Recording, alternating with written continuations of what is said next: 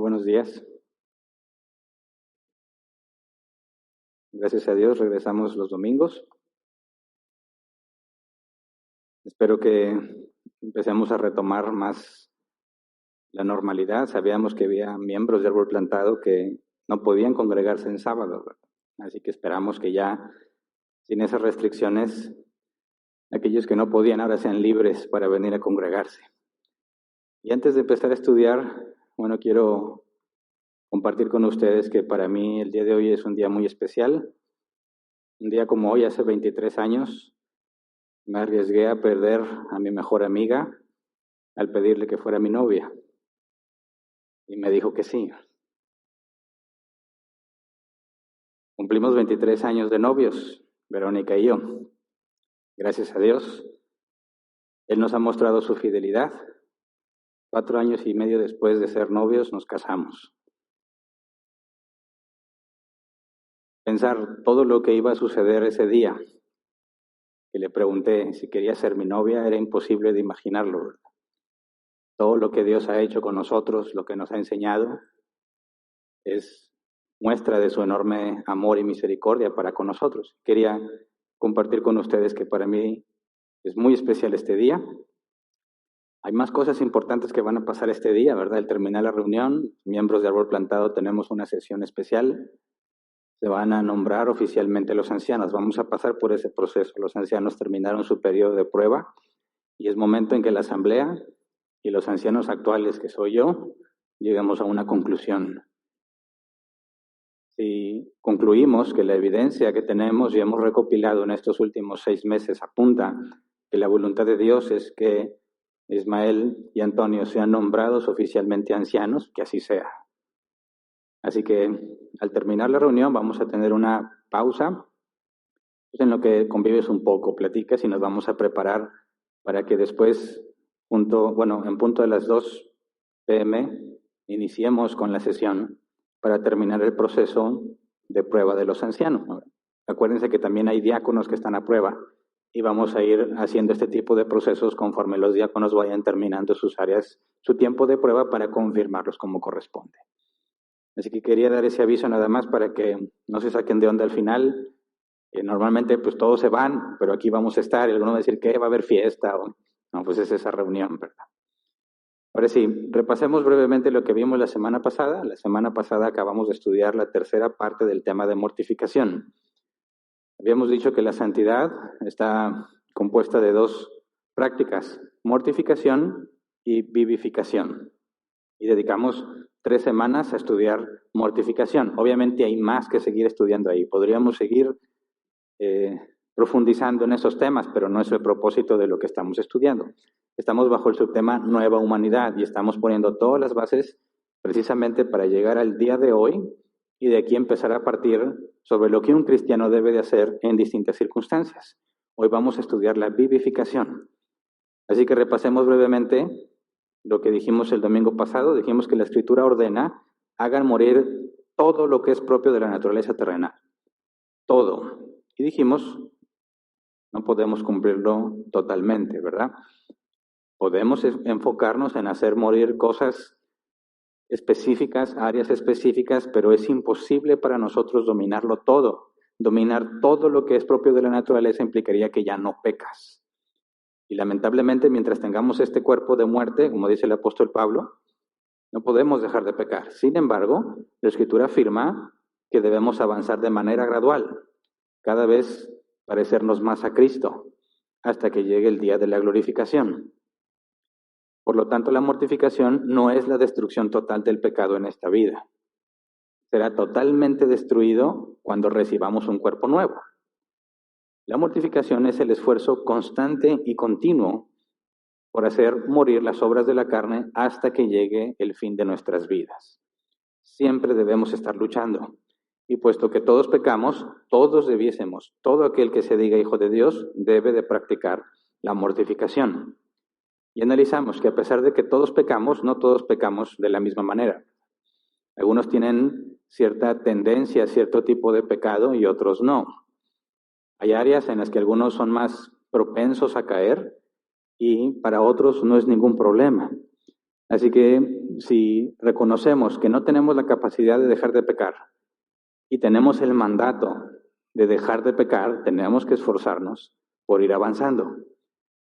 Y hay 3 categorías, 3 áreas en nuestra vida que debemos atacar y se atacan de distinta manera. Número 1, dijimos, debemos enfocarnos en aquello que sabemos que tenemos bajo control. Lo que sabemos que tenemos controlado. No se requiere mucho esfuerzo aquí, ¿verdad? Yo puse 2 ejemplos. El lenguaje soez, hacer mal hablado, y la glotonería, comer por placer, no porque tengas hambre, comer en exceso. Dijimos que cuando yo reconozco que no tengo un problema con el lenguaje soez, pienso que eso lo tengo dominado, ¿verdad? Y en su mayor parte del tiempo así es. Pero la Escritura dice que aquel que piense estar firme, mire que no caiga. De manera que, aunque sabes que tienes bajo control esa área, no debes de confiarte. La segunda área es aquello que no sabemos, aquello que sabemos que no tenemos bajo control. Las áreas que sabes que te son demasiado tentadoras, en las que normalmente caes. Y es ahí donde debemos enfocar nuestro mayor esfuerzo. Hablamos de una debilidad. Una debilidad es aquello que te resulta muy difícil de controlar. Un deseo producido por una emoción, porque no procesas bíblicamente lo que estás experimentando. Cada vez que caemos en esa área, dijimos, puesto que es un área débil, te vas a encontrar tropezando varias veces ahí. Y estudiamos y vimos que la Escritura nos pide que reconozcamos ese pecado y que confesemos ese pecado ante Dios. En algunas ocasiones, aunque no profundicé, no basta que lo confieses a Dios, tendrás que confesárselo a otro cristiano, como rendición de cuentas, pero si Dios lo permite, lo estudiaremos más adelante. Entonces, después de reconocer y confesar tu pecado ante Dios o delante de Dios, debes rogarle que nos ayude o que te ayude a hacer morir esos malos deseos. Y es ahí donde inicia nuestro esfuerzo. No es solamente tu esfuerzo y no es solamente buscar a Dios, tienen que ser las 2 cosas. Debemos estar alerta, por lo que ya habíamos estudiado en las primeras 2 partes de la mortificación, estar alerta a nuestras emociones para procesarles bíblicamente y evitar los sentimientos que nos llevan a los malos deseos. Y hacer como Jesús nos dijo, orar para que no nos exponga a tentación. Y nos preguntamos, ¿por qué si esas áreas de debilidad nos hacen caer y cada que caemos lastimamos a otros, nos lastimamos a nosotros mismos, generamos daño, sufrimiento? ¿Por qué Dios lo permite? Y consideramos el caso del apóstol Pablo, que 3 veces rogó al Señor que le quitara el aguijón en la carne. Y ese aguijón en la carne estaba siendo permitido para que Pablo no se exaltara sobremanera por las revelaciones que tenía. Y Pablo concluía, más bien me gloriaré en las debilidades, porque el poder de Dios se perfecciona en la debilidad.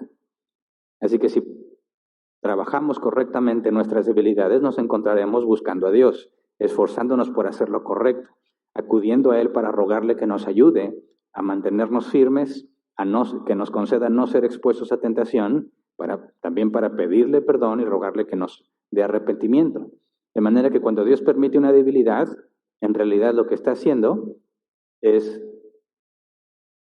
entre comillas, forzarnos a buscarlo.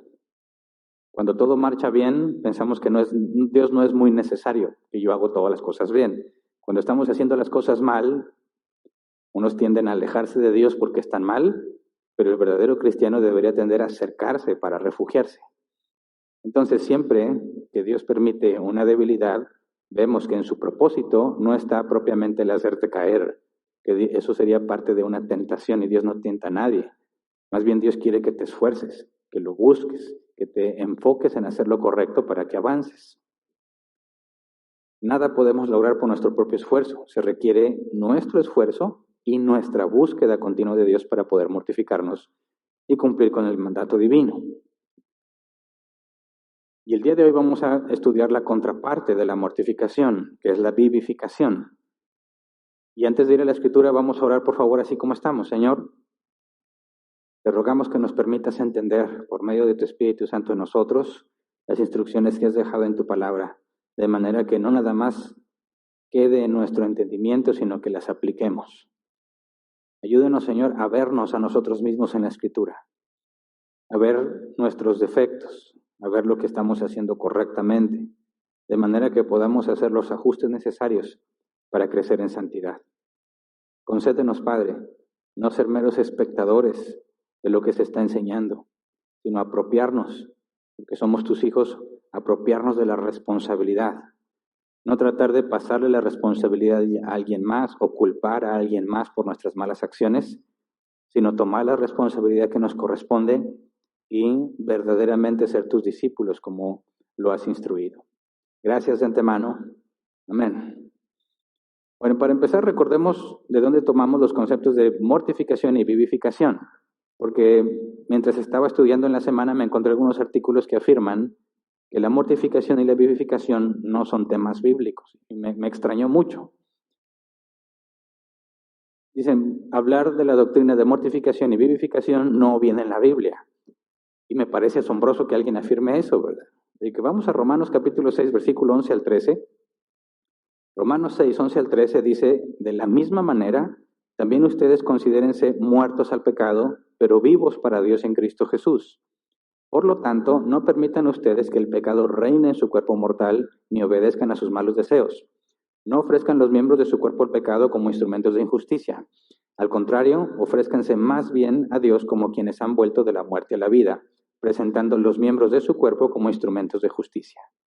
Ahora, obviamente la palabra mortificación o vivificación no está en la Escritura. Si a eso se refieren, estamos totalmente de acuerdo. Pero el concepto, por supuesto que es bíblico. Mortificación, dice, ustedes considérense muertos al pecado. Y ahí viene la idea de la mortificación, hacer morir lo que proviene del cuerpo. Muertos al pecado implica que así como un muerto no puede reaccionar a los agentes externos, un cristiano que murió a esas cosas no debería reaccionar o permitir que su carne reaccione ante los factores externos. Y cuando habla de vivificación, dice, no, considérense muertos al pecado, pero vivos para Dios. Vivos para Dios, es decir, en lugar de hacer lo que me lleva a la muerte, hago lo que me lleva a la vida. Y la palabra de vivificación tiene que ver con dar vida. Y la Escritura enseña que es Dios quien nos da vida por medio del Espíritu Santo. Vamos a Juan 6, 63. El Espíritu da vida. La carne no vale para nada. Las palabras que les ha hablado son espíritu y son vida. Luego, Gálatas 5:25. Si el Espíritu nos da vida, andemos guiados por el Espíritu. Entonces, si hablamos de vivificación y es el Espíritu el que nos da vida, necesariamente la vivificación tiene algo que ver con el Espíritu Santo, ¿verdad? No podemos hablar de vivificación sin el Espíritu Santo en ti. Por consecuencia, alguien que no es cristiano, alguien que no ha nacido de nuevo, no puede practicar la vivificación, porque no tiene la vida que solo el Espíritu Santo puede dar. Satisfacer los deseos de la carne, ya lo demostramos, nos lleva a la muerte. En el concepto de muerte no significa que si pecas te vas a morir literalmente, sino se refiere a la muerte a la separación de Dios por la eternidad. Vida es estar con Dios por la eternidad.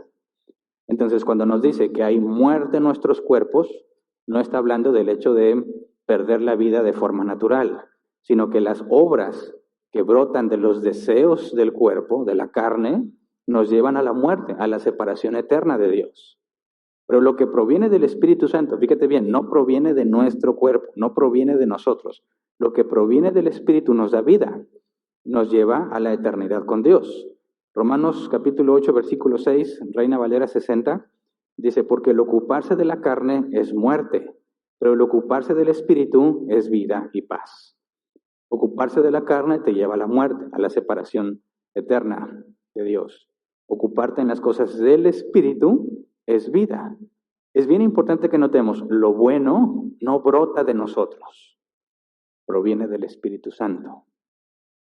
No hay persona alguna que haga algo bueno sin el Espíritu Santo. Y no sé si se acuerdan que ya habíamos estudiado eso. Dices, hay muchas personas que no son creyentes, no son regenerados y hacen cosas buenas, como detenerse en una luz roja en el semáforo, no estacionarse en un lugar para discapacitados. ¿Es bueno eso? Bueno, sí, es una buena acción. pero lo que hacen no es bueno porque lo hacen por beneficio propio. Respetan la luz roja porque no quieren chocar. Respetan el lugar de los discapacitados porque son empáticos, les hace sentir bien, se sienten mejor, pero no lo están haciendo por Dios o para que Dios sea glorificado. Que hoy no llegamos precisamente a ese tema, pero cualquier cosa que tú hagas, aunque resulte ser una acción que la Biblia aprueba, sin el Espíritu Santo no es algo bueno que hiciste, es algo que tú hiciste por convicción propia, por beneficio propio, por interés propio. Así, cuando hablamos de vivificación nos referimos al hecho de hacer lo que el Espíritu Santo desea hacer. ¿Se acuerdan? Habíamos visto que los deseos de la carne son opuestos a los deseos del Espíritu. Entonces, vivir en la carne es satisfacer los deseos que provienen de la carne. Vivir en el Espíritu es satisfacer los deseos del Espíritu Santo. Pero por eso sospechamos de nosotros mismos con respecto a lo que sentimos. Porque lo que proviene de la carne proviene de mí.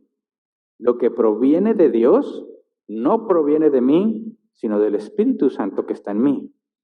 Así que tengo que asegurarme que no me baso en lo que yo siento, porque lo que yo siento, lo más probable es que venga de la carne. El cristiano sospecha de sí mismo, no del diablo. Los cristianos pueden verse tentados a decir, yo quiero hacer lo bueno y no lo hago, entonces es culpa del diablo. Claro que tiene que ver el diablo con la tentación, pero si el diablo estuviera frente a ti escuchándote que lo culpas, te diría, estás mal, porque yo no te obligué. Tú pecaste porque así lo quisiste. Quizás Satanás te lo propone, como ves, como lo hizo con Eva. Pero quien lo decide hacer eres tú. Satanás no es responsable de tu pecado, es tu cómplice. Entonces, si vamos a entender qué es la vivificación, tenemos que primero dejar en claro que requieres el Espíritu Santo. Del Espíritu Santo provienen los buenos deseos a realizar y debemos sujetarnos a Él para poder hacerlo. El Espíritu Santo en nosotros pone esos deseos. ¿A qué me refiero? ¿A que vas a sentir bonito ciertas cosas y otras cosas no? No, vas a sentir bonito incluso cuando pecas. Hablar de los deseos del Espíritu Santo no tiene que ver con las emociones o los sentimientos, sino con la Escritura.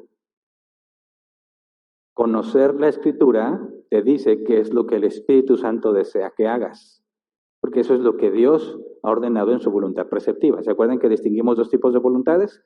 Voluntad decretiva, es una voluntad de Dios secreta, nadie la conoce hasta que se cumple, y es imposible que no se cumpla, porque Dios es soberano y todopoderoso. Cuando Dios ordenó desde la eternidad que Jesucristo pagaría por el pecado de sus elegidos, sucedió tal cual, aunque nadie entendía por qué. Pero luego hablamos de voluntad preceptiva, que se puede entender como la mejor oferta de Dios. Por ejemplo, los 10 mandamientos. No robes, no asesines, no codicies la mujer de tu prójimo. Esa es la voluntad de Dios en un sentido preceptivo, es lo mejor para ti, es la mejor oferta que Él te da. Y cuando hablamos de los deseos del Espíritu, esa es la voluntad de Dios, ese es su deseo, lo que Él ha claramente especificado en su palabra. Así que si vamos a decidir hacer el deseo del Espíritu o hacer el deseo de la carne, tenemos que entender, el deseo de la carne está en ti. El deseo del Espíritu lo conoces por la Biblia, por la lectura. Es el Espíritu Santo quien te permite interpretarla correctamente. Correctamente, muchos interpretan la Biblia. Todo el que la lee la interpreta, pero obviamente la interpretan mal, ¿verdad? Cuando dicen algo muy famoso, ¿verdad? No juzgues. Jesús dijo, no juzgues. Por favor, Jesús dijo que debemos juzgar con justo juicio también. El apóstol Pablo dice que aún a los ángeles habremos de juzgarlos. Dice que debemos juzgar a los de adentro, no a los de afuera. Así que decirle a un cristiano no juzgues es una mala interpretación de la Escritura. El Espíritu Santo es quien nos ayuda a interpretar correctamente la Escritura. ¿Y cómo lo sabemos? Porque es todo un proceso, ¿verdad? Tu interpretación en nada debe de tener conflicto con el resto de la Escritura. Debe de ser totalmente armonioso. ¿Por qué? Porque es la palabra de Dios y Dios no se contradice. Pero además de interpretarla correctamente, también te da la capacidad de aplicarla en tu vida. No se trata de decir, yo ya entiendo, pero no haces. Un ser humano natural puede comprender cosas de la Escritura, nunca las va a aplicar.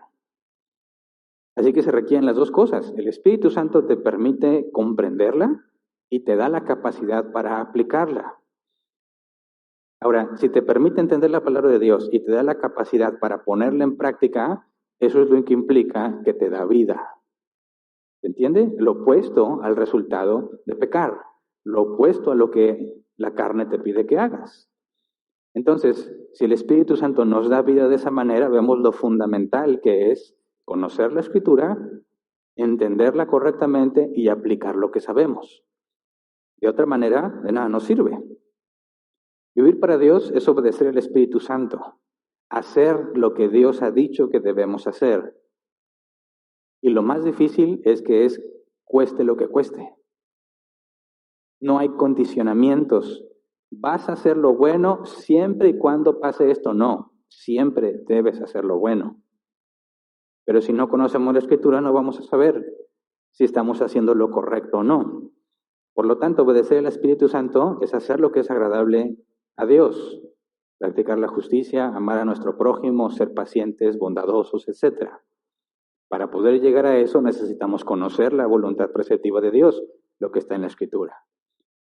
Demostramos en los 3 temas pasados que si no conoces la Escritura no vas a poder mortificarte. Ahora lo mismo, si no conoces la Escritura no vas a poder vivificarte. De manera que es fundamental que el cristiano conozca la Biblia. Entonces, para tener santidad se requieren ambos conceptos, ambas prácticas, mortificación y vivificación. Ahorita vemos qué pasa cuando falta uno de ellos, pero la Escritura dice en Hebreos 12:14, busquen la paz con todos y santidad, sin la cual nadie verá al Señor. Así que no es esto una amenaza, ¿verdad? Si no tienes santidad no vas a ver al Señor, porque ¿quiénes son los únicos que pueden tener santidad? Los hijos de Dios, ¿verdad? Entonces, ¿quiénes son los que van a manifestar santidad? Los hijos de Dios. Quien no sea un hijo de Dios no va a tener santidad. Por consecuencia, no verá al Señor, no en el sentido visual, sino que no estará con Él.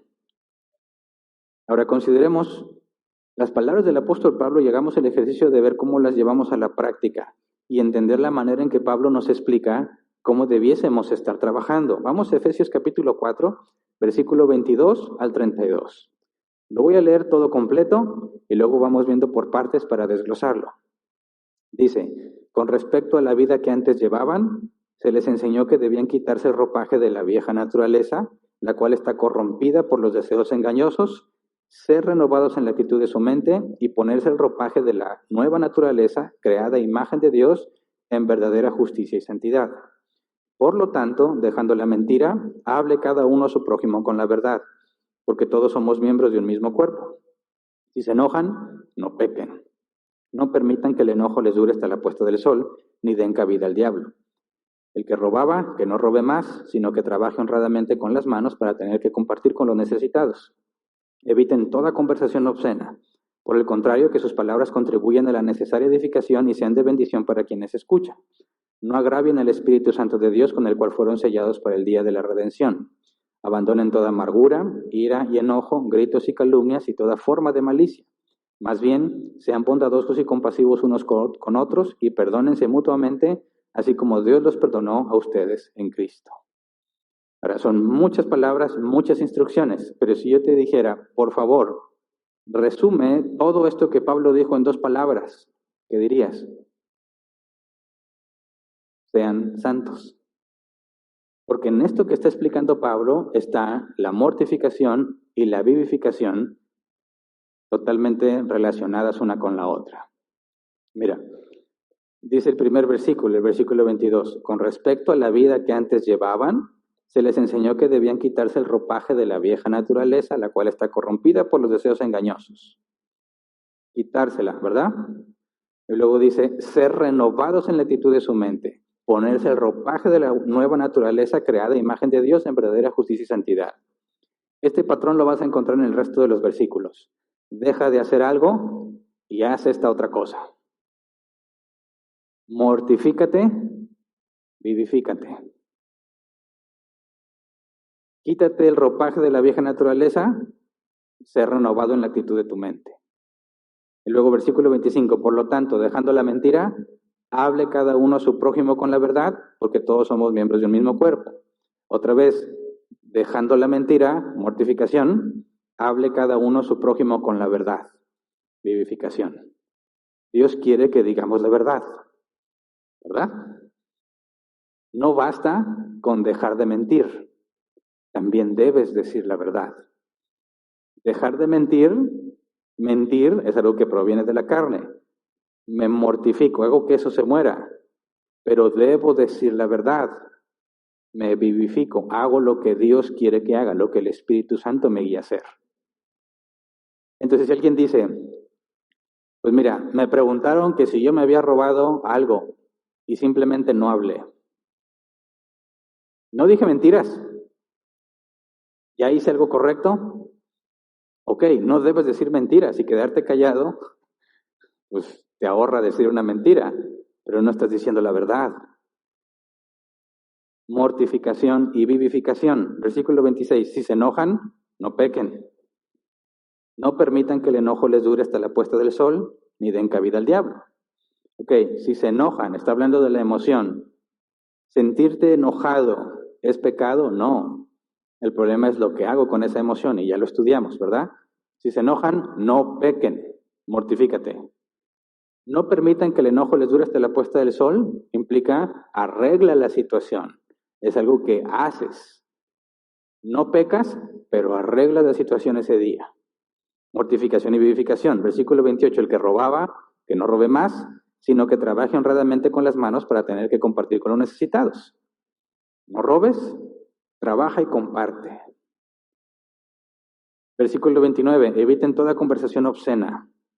Por el contrario, que sus palabras contribuyan a la necesaria edificación y sean de bendición para quienes escuchan.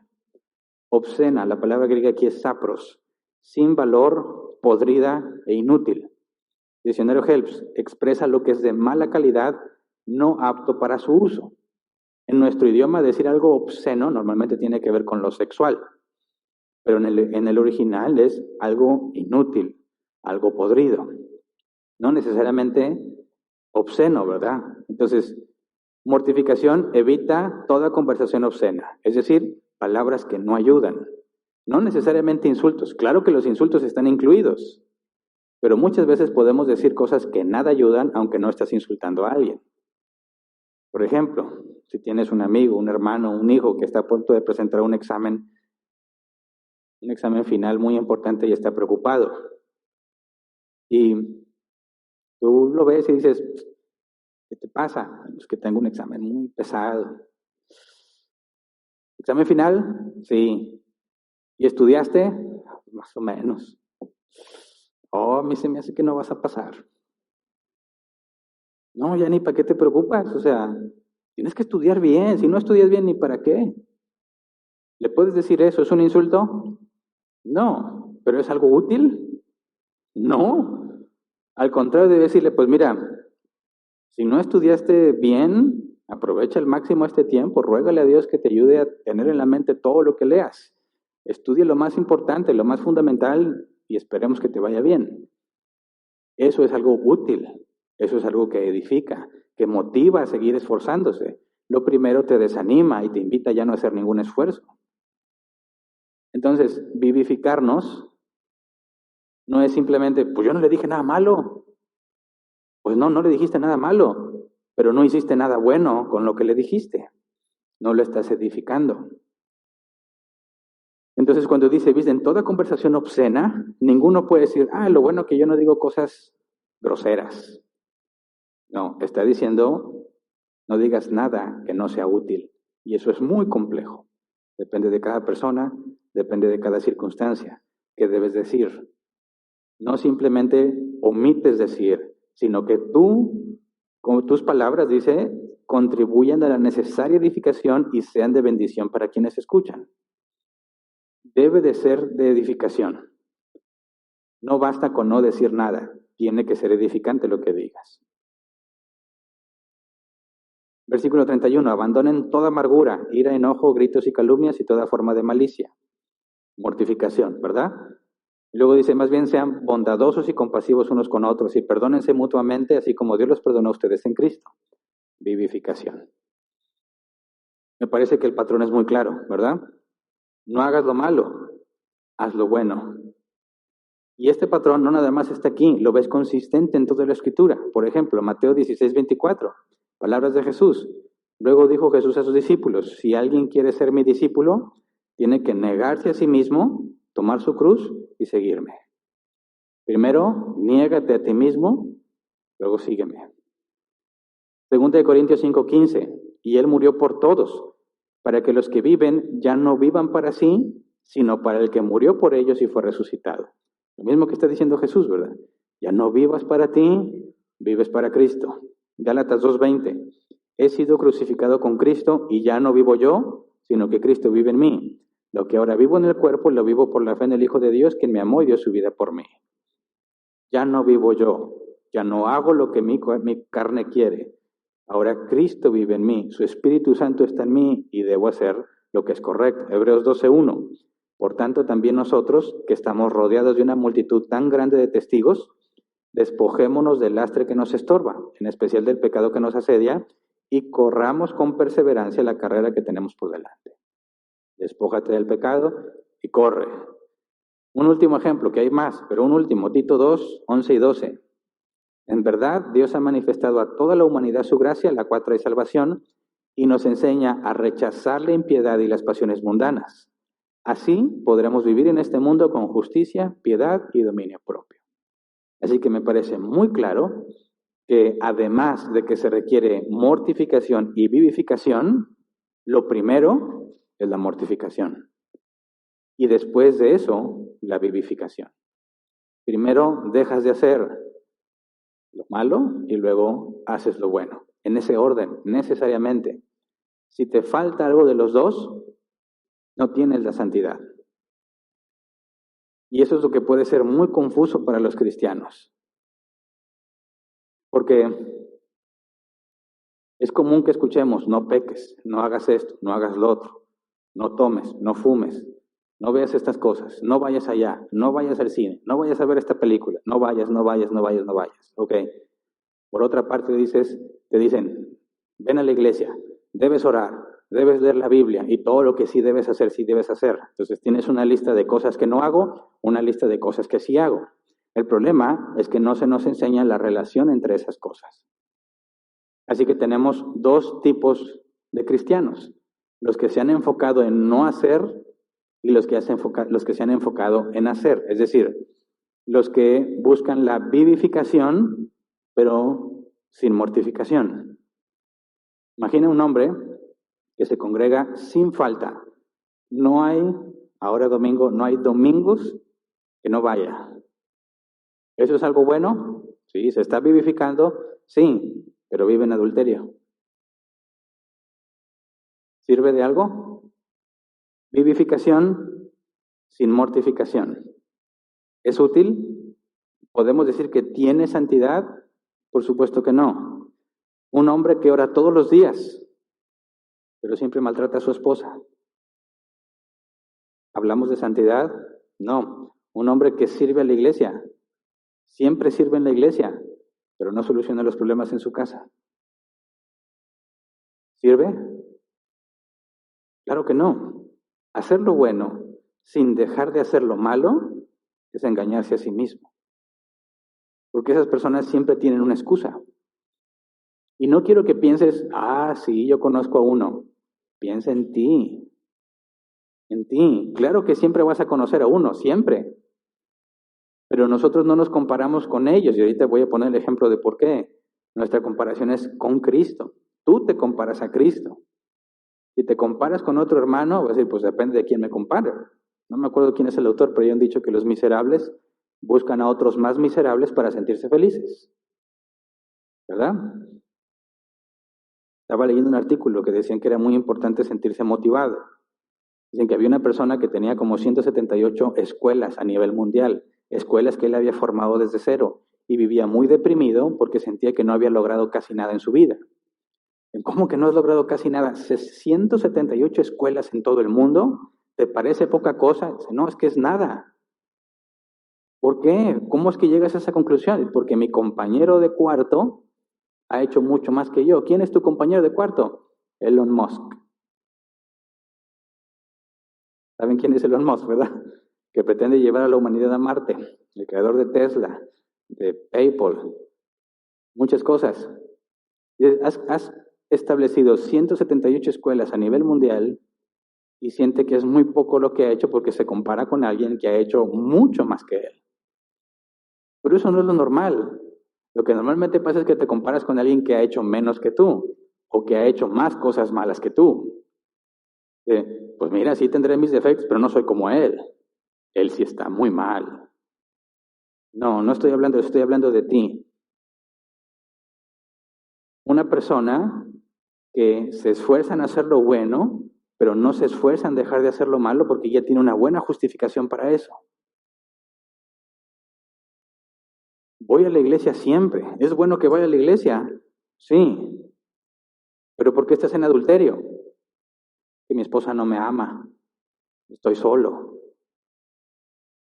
Ah, no, pues sí. Pobrecito. Pero échale ganas en la iglesia. Claro que no. Fíjate, me acuerdo mucho que cuando estaban los jóvenes, a cargo de jóvenes, siempre había muchachos que no les importaba mucho la Biblia ni el cristianismo. Pero si hacíamos fiesta, siempre iban, ¿verdad? Vamos a comer pizza, invitabas a los jóvenes, se llenaba. Vamos a orar, a nadie le interesa. Bueno, cuando había cristianos de esos muchachos que tú sabes que vivían en el mundo completamente, pero hacíamos actividades en la iglesia, que si un campamento, que si una pijamada, cosas de ese tipo, y venían, decían, pero ¿por qué? O sea, ellos no deberían estar aquí. Y decían, no seas legalista. Pero pues es que mira cómo viven, ¿qué les hace pensar que estando aquí sirve de algo? Tú no los juzgues, déjalos, quizás aquí Dios los toque. Fíjate bien el razonamiento. Hacen muchas cosas malas, no les digas nada de lo malo que hacen. Diles que sigan haciendo lo bueno, que vengan a la iglesia, que escuchen la palabra. Y en cierta manera, eso lo hacen muchos cristianos. Hay cosas malas en su vida que ya están habituados a eso malo. Dicen, pero hago muchas cosas buenas. Este concepto de la balanza, las obras malas y las obras buenas. Y mientras la balanza se incline hacia las cosas buenas, ando bien. Porque el momento que dices, no, es que ya son más cosas malas que buenas, tengo que hacer algo. Pero si encuentras, voy a la iglesia, oro, leo la Biblia, luego todas las predicaciones de árbol plantado, yo creo que voy derecho al cielo.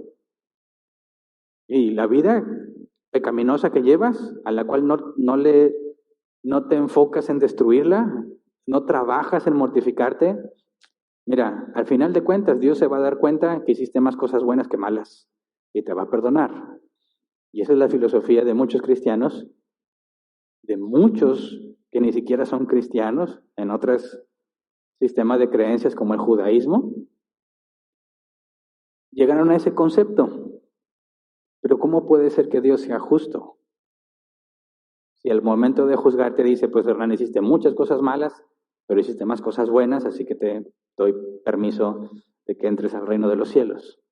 Si Dios es justo, una sola cosa mala, un solo pecado, te excluye de la presencia de Dios, quien es justo y perfecto. Así que es muy peligroso. Fíjate, Jesús dijo, si alguien quiere ser mi discípulo, tiene que negarse a sí mismo, tomar su cruz y seguirme. ¿Puede alguien ser discípulo de Cristo tomando su cruz y seguirlo, pero sin negarse? No se puede. Pero los cristianos se convencen de que sí. Dice el adúltero, sé que estoy mal, pero voy a la iglesia. Sé que estoy mal, pero doy muchas ofrendas. Es bueno que te congregues, es bueno que ofrendes, pero en ningún momento eso justifica tu pecado. Vivificación sin mortificación no es santidad, por más que le eches muchas ganas en hacer las cosas bien.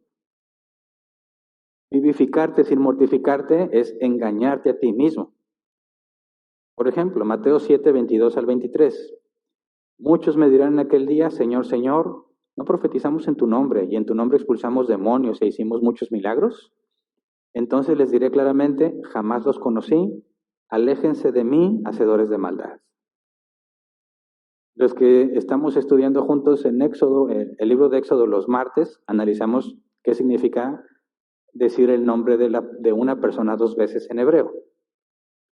Obviamente aquí no está en hebreo, está en griego el original, pero el contexto de las personas que están ahí entienden perfectamente lo que significa. Llamarle a una persona por su nombre 2 veces implica cercanía e intimidad. Dios le habló a Moisés desde la zarza, Moisés, Moisés. Dios, cuando se manifestó a Samuel, le dijo, Samuel, Samuel. Estas personas le dicen a Jesús, Señor, Señor. Al hablarle así, pretenden mostrar que son cercanos, que son íntimos. ¿No profetizamos en tu nombre? ¿No expulsamos demonios e hicimos muchos milagros? Hicimos muchas cosas buenas, nos vivificamos mucho. La respuesta de Jesús, apártense de mí, hacedores de maldad. Nunca los conocí. ¿Cómo es que se convencieron a sí mismos que eran cercanos a Jesús? Por las cosas buenas que hacían, pero ignoraron completamente todo lo malo que hacían. Y cualquiera que pretende ser cristiano tomando en cuenta las cosas buenas que hace sin trabajar en las cosas malas, se engaña a sí mismo. Porque Jesús enseñó que al árbol lo conoces por sus frutos.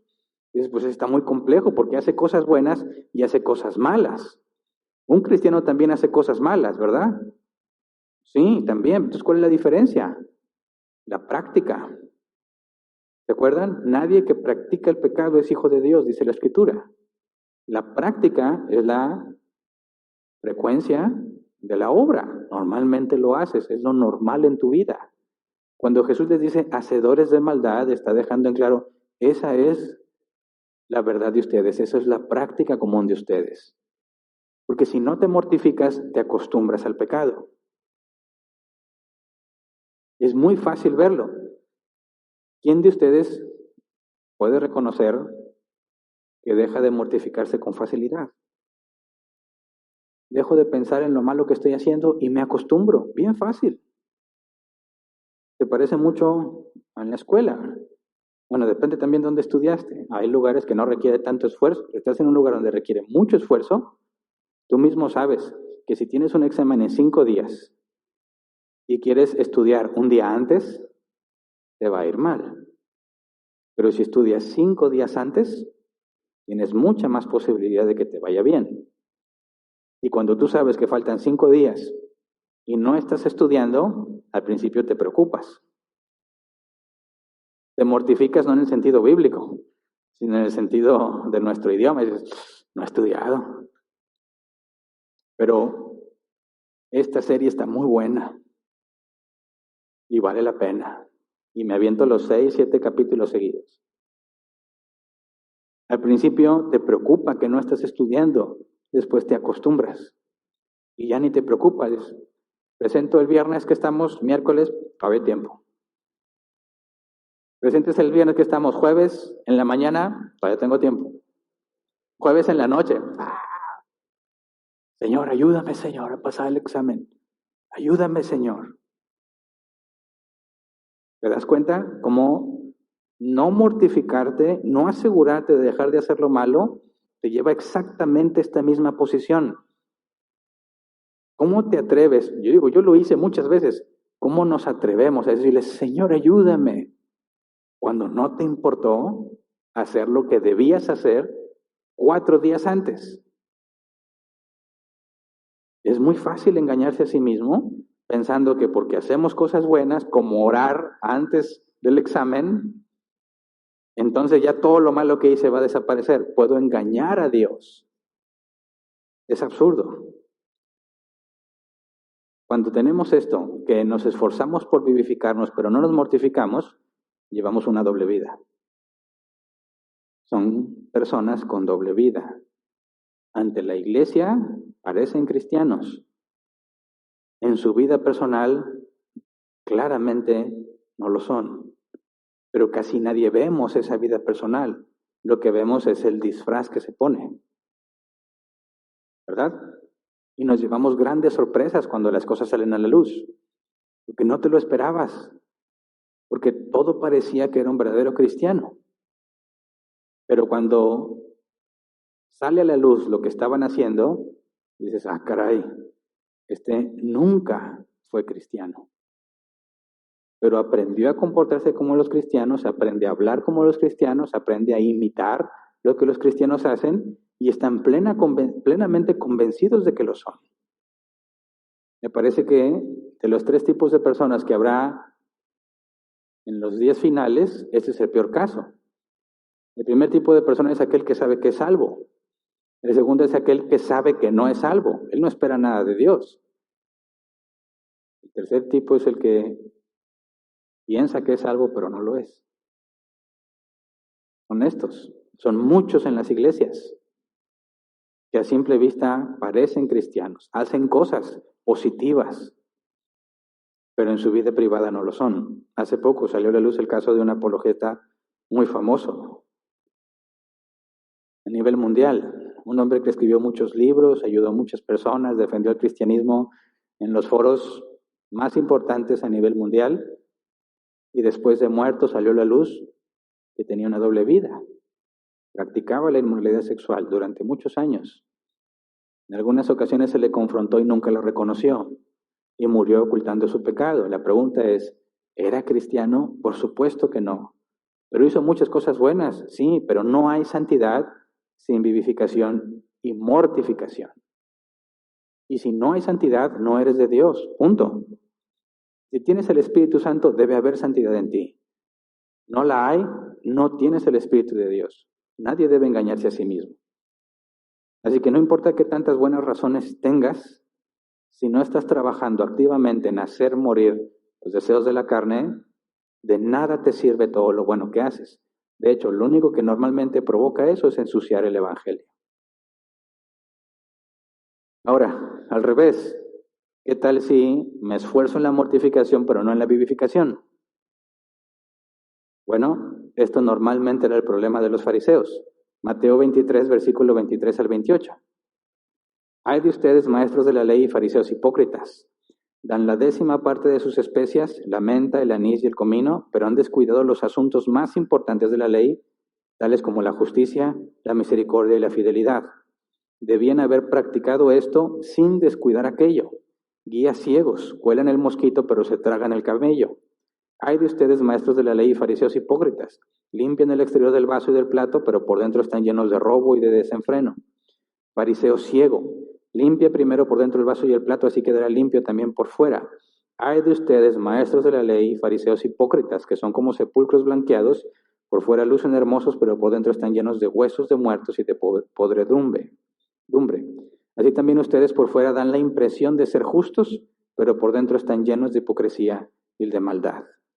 Son duras las palabras de Jesús, pero es muy fácil hacer lo mismo que ellos, jactarse por las cosas que no haces. Yo no robo, yo no fumo, yo no tomo, yo no me junto con mundanos, yo no permito que un impío entre en mi casa, yo no escucho música del mundo, yo no me visto como los del mundo. Bueno, puede ser bueno en muchas cosas, pero esa mortificación, negarte a esas cosas, sin vivificación, te convierte en un hipócrita, porque te jactas por las cosas que no haces y no estás viendo todo lo que no haces que debieras estar haciendo. Yo no compro mayonesa Hellmann's. ¿Por qué? Hellmann's, hombres del infierno. ¿Alguna vez te enseñaron eso? Yo le dejé de comprar muchos años. Y no estoy diciendo que la compres. Cada quien hace lo que quiere. Pero esa es la analogía, ¿verdad? Veías demonios en todo, en todo. Pero cuando torcían la escritura desde el púlpito, amén, aleluya. Y no estoy diciendo que eran desviaciones leves del evangelio, no, totalmente desviado el evangelio. Aleluya, gloria a Dios. Cuando ve a su hermano pecar, lo ve en pecado, dice, yo no soy quien para juzgar. ¿No dice la escritura, Mateo 18:15, si tu hermano peca, ve y repréndele, estando tú y él solos? Hablan mucho de Dios, algunos, pero no se congregan.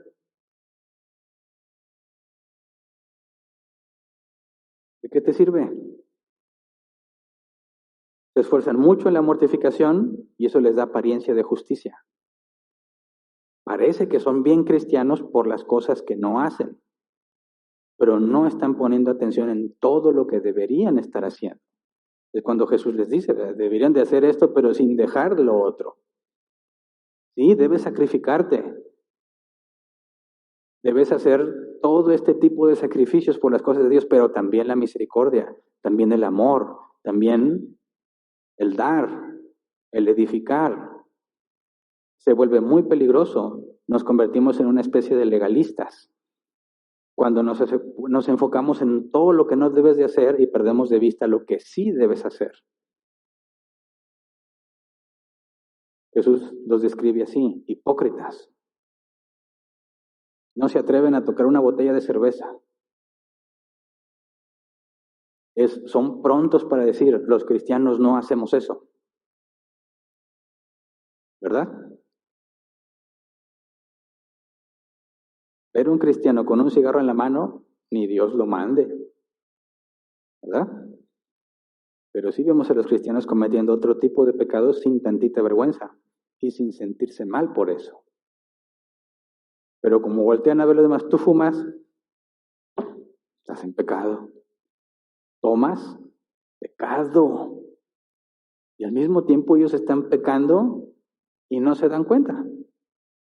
Pero se convencen a sí mismos. Ahora, quisiera ponerte un ejemplo para mostrar cómo, primero un ejemplo muy drástico, y luego tratar algo un poco más aplicado a lo que normalmente sucede, pero para mostrar cómo aquel que se enfoca solo en la mortificación, al momento en que resalta lo que no se debe de hacer o demanda que dejen de hacerlo, ellos mismos caen en evidencia de que están en pecado.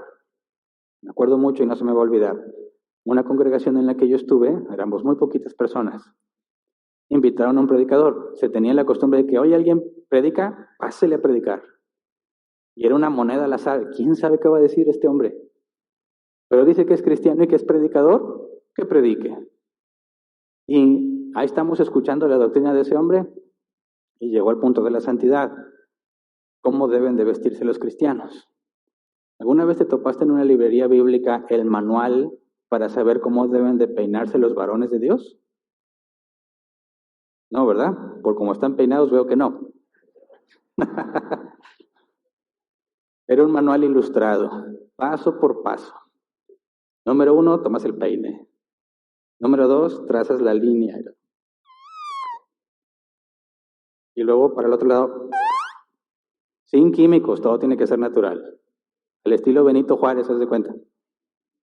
Mexicanos entenderán, bueno, mexicanos que conocen historia, o niños en primaria con las estampitas. ¿Verdad?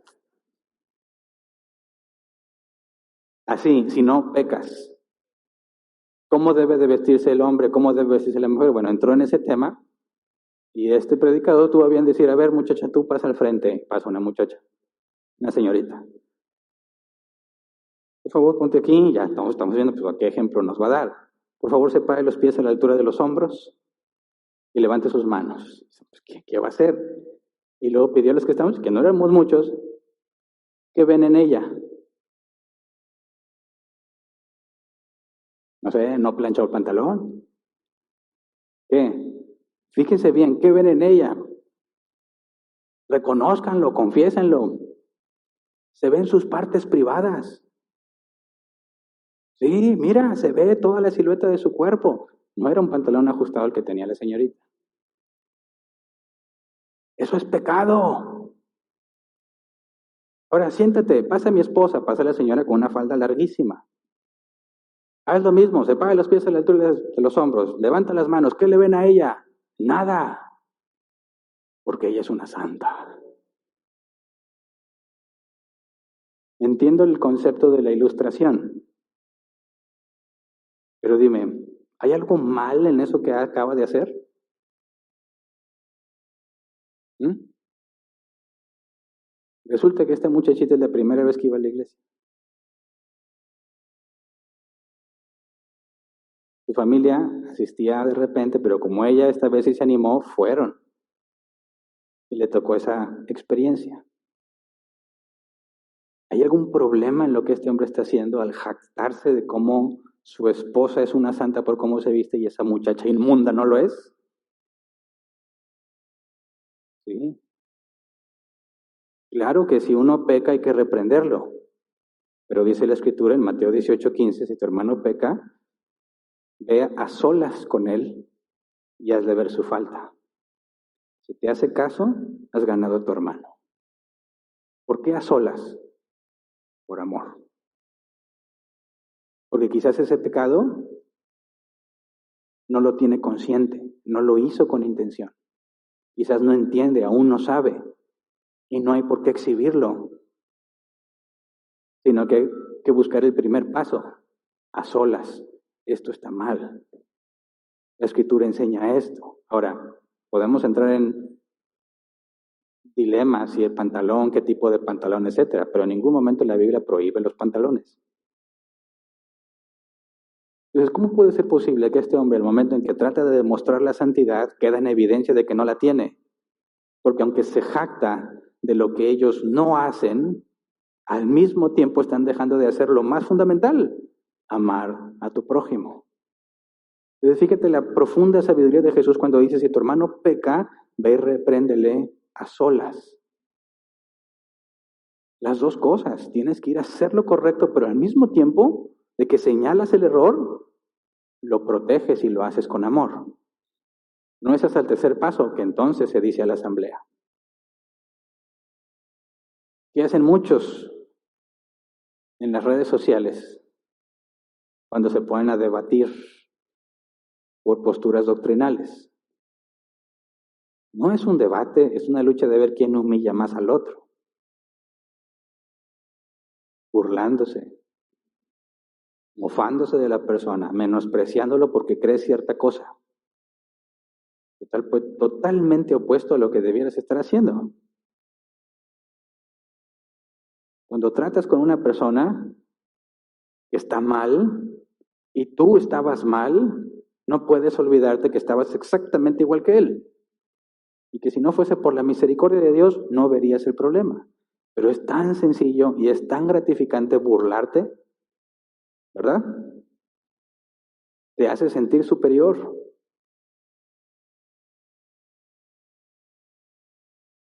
Y al mismo tiempo estoy luchando por la palabra. No, entiendo, tú no cometes esos errores. Qué bueno. Pero si no haces lo bueno, de nada te sirve. Entonces, el enfoque bíblico es, no puedes separar una cosa de la otra. Dejas hacer lo malo y haces lo bueno. En eso mismo que estás tratando de matar, en ese mismo debes hacer algo bueno. Pusimos dos ejemplos, el lenguaje soez y la glotonería. Es suficiente con que diga, bueno, ya no voy a decir ninguna mala palabra, pero tampoco digo nada que edifique. Nos justificamos diciendo, no dije nada, ninguna maldición, no es maldición. No, no es maldición, pero no edifica lo que dijiste. No puedo decir, yo estoy avanzando haciendo lo bueno porque no he dicho ninguna mala palabra. Pero lo que dices en ninguna manera edifica al que te oye. Sigues pecando, aunque no has dicho malas palabras. En un sentido de una palabra malsonante. Así que es bien complejo. Quiero dejar de comer, quiero dejar de ser un glotón. ¿Cómo le hago? Vivificación sin mortificación. Voy a hacer un montón de ejercicio. El primer día que haces ejercicio te sientes bien motivado y te recompensas con algo. Porque le eché muchas ganas. Ya me merezco mis tacos. ¿verdad? Como el meme un pastel de chocolate festejando el primer mes en el gym. No te va a funcionar. Si estás obeso y quieres adelgazar y nada más haces ejercicio, pero no dejas de comer en exceso, no va a funcionar. Vivificación sin mortificación. Al revés, hay quienes dicen, yo ya dejé de comer y empiezan a ver que adelgazan, ¿verdad? Pero si no haces ejercicio, aunque aparentemente estás mejorando, estás alterando gravemente tu estado de salud. Luego quedas anémico o te empiezas a enfermar de cosas que normalmente no te enfermabas, tienes las defensas bajas, no tienes energía, no rindes en el trabajo, porque piensas que nada más es cuestión de mortificarte y no te estás vivificando. La mejor manera de hacerlo es, dejo de comer lo malo, como lo bueno y hago ejercicio. Y entonces empiezas a bajar de peso sin perjudicar tu salud. Es un ejemplo muy claro de lo que tenemos que hacer en la vida cristiana. Tengo esta área débil, ok, voy a trabajar en hacer morir esos deseos, pero tengo que hacer cosas buenas. Eliminen lo malo que estaba haciendo. Y es más complicado hacer lo bueno que dejar de hacer lo malo. ¿Estamos de acuerdo? Porque nos podemos equivocar en muchas más cosas tratando de hacer lo bueno. Sabes que no debes decir esas cosas, te esfuerzas en no decirlas, tienes claro el objetivo. Ahora, tengo que hacer algo, decir, en lugar de eso malo, tiene que edificar. Es así, me parece, puede ser muy compleja. Imagínate, leímos la semana pasada, no devuelvas mal por mal, ¿verdad? Alguien te agrede y no nada más te tienes que aguantar de no decir lo que quisieras decir, sino que tienes que decirle algo que le edifique. ¿Cómo le haces? ¿Qué bien te ves hoy o qué? Es aquí donde empezamos a tener conflicto los cristianos. Primero decimos, ok, no debo de hacer esto, pero debo de hacer esto. Y concentrarte en eso te mantiene muy ocupado. No te da oportunidad de estar viendo lo que los demás hacen. Es muy difícil estar a ver qué está haciendo él. Vamos a ver. No tengo tiempo, estoy tan ocupado en las cosas que tengo que morir en mí mismo y cómo hacerle para hacer las cosas bien que difícilmente veo lo que está pasando con los demás. Pero como quiera tengo que estar al pendiente de mis hermanos para poder cumplir lo que dice la Escritura. Si tu hermano peca, ve y repréndele. Entonces se requiere mucho conocimiento en cómo aplicar la Biblia en lo que la Escritura enseña correctamente. Es cierto que debemos reprender el error, es cierto que debemos apartarnos del mal, pero también el apóstol Pablo dijo que nuestra plática sea amena y de buen gusto. Eso nos abre un camino, ¿verdad? Distintos senderos que podemos tomar cuando te esfuerzas en que lo que dices y lo que haces resulte para vivificación, no nada más para ti, sino para el que está contigo, oyéndote o viéndote hacer lo que haces. Identificas a un cristiano por las cosas que no hace, pero es mucho más fácil identificarlo por las cosas buenas que hace. ¿Verdad? Entonces sí, tenemos que hacer lo bueno sin olvidarnos de dejar de hacer lo malo. Y si en algún momento descuidamos una de las dos, empezamos a pecar. Y nos necesitamos para poder hacer los ajustes. Porque si entre nosotros alguien no se esfuerza en vivificarse o en mortificarse, ¿qué le hace pensar que es cristiano? Debe de darnos, bíblicamente hablando, temor de Dios, entender estas cosas. Sospechar de nosotros mismos y lo que deseamos. Asegurarnos de entender al otro, escuchar al otro para que lo que diga sea edificante. Necesariamente nos lleva a negarnos a nosotros mismos. ¿Te das cuenta? No hago lo que quiero hacer que sé que está mal, pero tampoco digo las cosas porque quiero. Tengo que tomar en cuenta a los demás. Así que cada vez yo soy menos importante y cada vez es más importante el que está a mi alrededor. Y es lo que Jesús dijo, ¿quieres ser mi discípulo? Niégate a ti mismo, toma tu cruz y sígueme. Es imposible invertir el orden, es imposible quitar uno de los pasos, se requieren las dos cosas.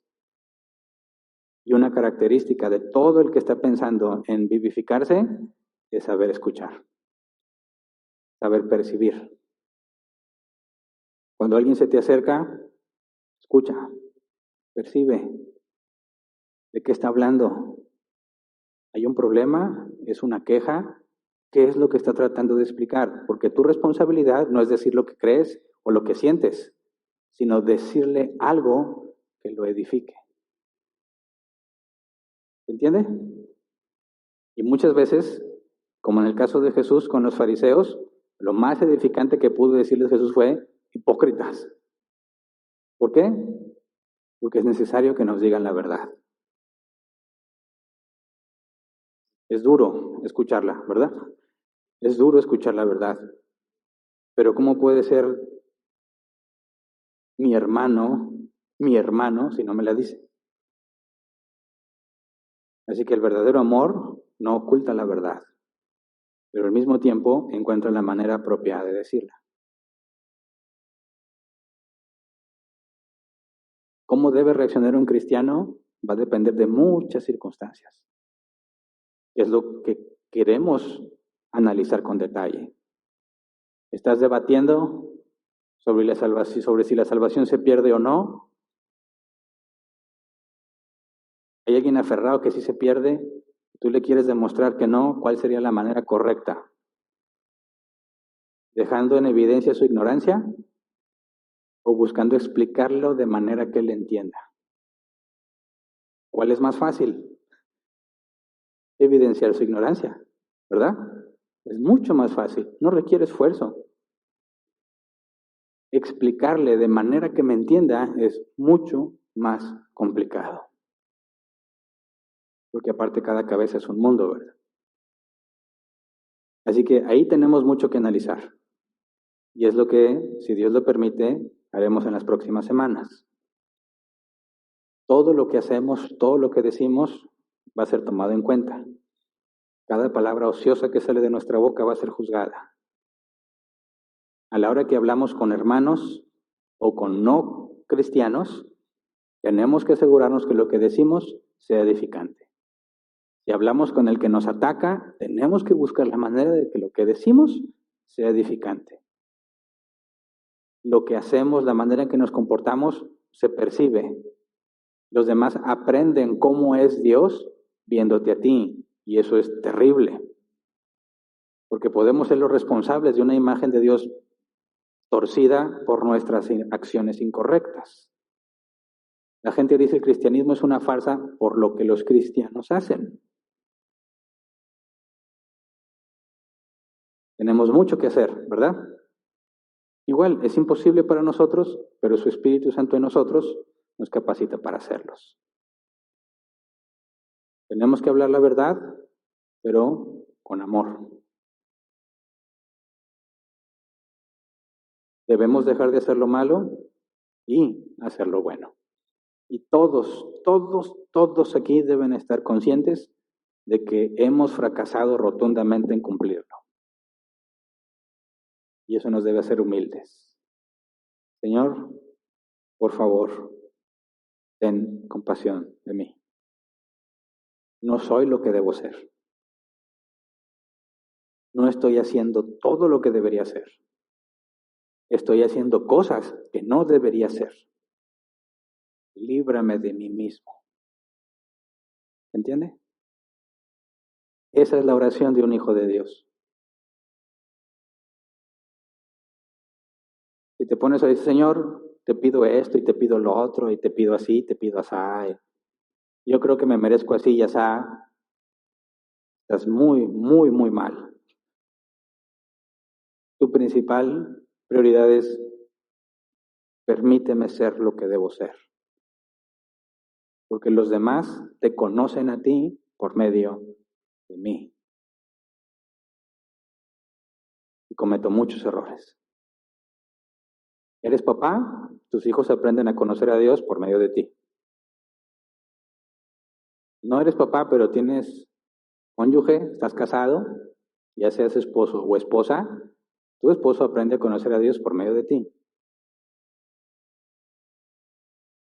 Amigos, compañeros de trabajo, clientes, vecinos, lo que sea, que saben que eres cristiano, empiezan a conocer a Dios por medio de ti. ¿Cuántas cosas hemos hecho mal? ¿Cuántas cosas hemos dicho mal? ¿Cuántas cosas no debimos decirlas y las dijimos? ¿Cuántas veces nos vieron haciendo algo indebido? ¿Cuán tergiversado hemos hecho el nombre de Dios por nuestras acciones? Y todos tenemos muchos errores allí. Así que a la hora que estemos frente a alguien que nos acusa de algo, por ejemplo, ustedes enseñan, salvo, siempre salvo, esa es doctrina de demonios. Y honestamente, con lo que hemos estudiado en estas 4 últimas semanas, ¿enseñamos eso? ¿Que si eres salvo puedes pecar lo que quieras? Por supuesto que no. Si quisieras ignorar todo lo que enseñamos y te concentras en la mortificación y la vivificación, se concluye. El que ha nacido de nuevo tiene que andar como él anduvo, dice la Escritura. Es una nueva criatura. Las cosas viejas quedan atrás. Son cosas nuevas. Despójate de la vieja naturaleza, vístete de la nueva naturaleza. Es absurdo que se nos diga que enseñamos que como la salvación no se pierde, tú puedes pecar todo lo que quieras. ¿Verdad? Pero cuando alguien viene y te acuse, tienes que pensar en cómo se lo explicas de manera que sea edificado. ¿Cómo le haces? Vas a tener que escucharlo, ver cómo piensa, cómo razona, pensar, cómo le explicas de manera que te entienda, que no enseñamos eso. No, mira, la Escritura dice que nos debemos despojar de la vieja naturaleza. Jesús dijo que quiere ser mi discípulo, niéguese a sí mismo, tome su cruz y sígame. La Biblia enseña claramente que si naciste de nuevo, no vives como el mundo. ¿De dónde sacaste esa idea? ¿Entiende? La pregunta, ¿de dónde la sacaste? Te voy a dar más información. ¿Qué me enseñaron? ¿Cómo llegaron a esa conclusión ellos? Pues no sé. No se concluye de la Biblia. Cuando lo tomas en cuenta para entender por qué piensa así, ya no se convierte en una discusión, ya no es un pleito, es un intercambio de información. Y la sensación de ser atacado empieza a disminuir. ¿Se entiende? Sí, podemos hablar entre nosotros las cosas que están mal, decirle a los cristianos las cosas que no deben de hacer, pero no es lo mismo cuando tienes a un oponente delante de ti. El respeto que debes de tener hacia tu oponente. Alguien que no está de acuerdo contigo. Ideología de género. ¿Cómo les explicamos que eso está mal? Sin ofenderlos, sin menospreciarlos, sin maltratarlos. Pro aborto. ¿Cómo les explicamos que eso es incorrecto? Sin ofenderlos, sin menospreciarlos, sin maltratarlos. ¿Entiende? Terraplanistas. ¿Cómo les explicamos que la Tierra no es plana de una manera que lo puedan entender? Y así, en cada cosa a la que tenemos que dar razón de lo que creemos, de lo que confiamos, por qué hacemos esto, por qué decimos que debe ser lo correcto, tenemos que entender, hay que edificar. Por eso, mortificación es algo tuyo, ¿verdad? Me esfuerzo y esto y lo otro. Vivificación te lleva al contacto con los demás, a tener que tomarlos en cuenta. Y para mí, desde mi perspectiva, es mucho más complejo. Así que hasta aquí nos vamos a quedar. Si Dios nos permite, podemos entrar a temas un poco más específicos del por qué los cristianos hacemos lo que hacemos y cómo explicárselo a otros. A todos nos va a dar coraje muchas veces cuando estamos hablando con alguien, ¿verdad? Por eso esta información es indispensable. Domina tu coraje. No digas lo que ibas a decir, pero piensa en lo bueno que vas a decir para que esto funcione. Créeme, todo cambia cuando estás discutiendo con alguien y ves que está muy molesto y bien seguro de las afirmaciones en tu contra, pero tomas calma, respiras profundo y buscas explicarte. Cuando te entiende, le ves cómo le cambia la cara, cómo se le quita la expresión de ira en sus ojos. Y luego dice, yo no lo había entendido. Y ahí entiendes que acabas de glorificar a Dios. Necesitamos y vamos a estudiar más ese concepto. Cada que haces lo correcto, no hiciste lo malo que ibas a hacer, sino que haces lo correcto, la gente se queda con una sensación del poder de Dios en ti. Se habla bien de Dios por lo que acabas de hacer. Glorificas a Dios con tus acciones. Y eso es, digamos en resumen, lo que todo cristiano debe hacer. ¿Cómo glorifico a Dios en esto? ¿Cómo hago que la gente aprenda de Dios en medio de esta situación? Y en lugar de que digan, Hernán es un... lo que sea, digan, ¿sabes qué? Sí parece cristiano. Le grité y le dije y no perdió la calma. Y eso es un milagro. ¿Se entiende? No van a ver a nosotros. Cuando haces lo bueno y saben que eres cristiano, dicen, entonces los cristianos sí existen. Si hay cristianos que pueden hablar sin gritar, si hay cristianos que te pueden explicar sin humillarte, si hay cristianos que tengan la paciencia de platicarte las cosas, sí los hay, muchos. Mostremos a Cristo por medio de nuestras obras. Así que vamos a ponernos de pie y vamos a orar. Vivimos en la presencia de Dios. Él nos está viendo. Sabe todo lo que estamos haciendo. Y haríamos muy bien en no olvidarlo. Tenemos que testificar de Dios. Y lo primero es con nosotros mismos, internamente. Que lo que digas concuerda con lo que haces. Eso es fundamental. Es muy difícil, pero es fundamental. Todos hablamos con personas que no están de acuerdo con nosotros, ¿verdad? Por supuesto. Piensa cómo has estado reaccionando. ¿Les aseguras que tú sabes la verdad? Bueno, ¿demostraste que tienes la verdad por la forma en la que se lo dijiste? ¿O tú mismo quedaste en evidencia de una terrible contradicción? Creemos en las doctrinas de la gracia, ¿verdad? Y a veces no tenemos ni tantita gracia al momento de decirlas. ¿Dónde quedó la gracia que afirmas? ¿Entiende? Dios es omnipotente, soberano. Lo que Él dice nadie lo puede cambiar. Entonces, ¿por qué estás todo angustiado por qué va a pasar mañana?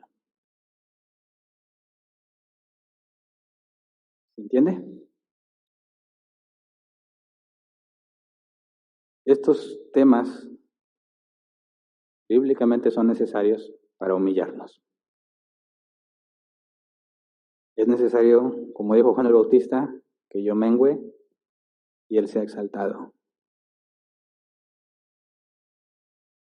Vamos a enfocarnos en buscar glorificar a Dios. Cueste lo que cueste. ¿Te va bien? Qué bueno. ¿Te va mal? Ni modo. Glorifica a Dios. ¿Tu vida marcha sobre ruedas? ¿Tienes problemas? No importa. Glorifica a Dios.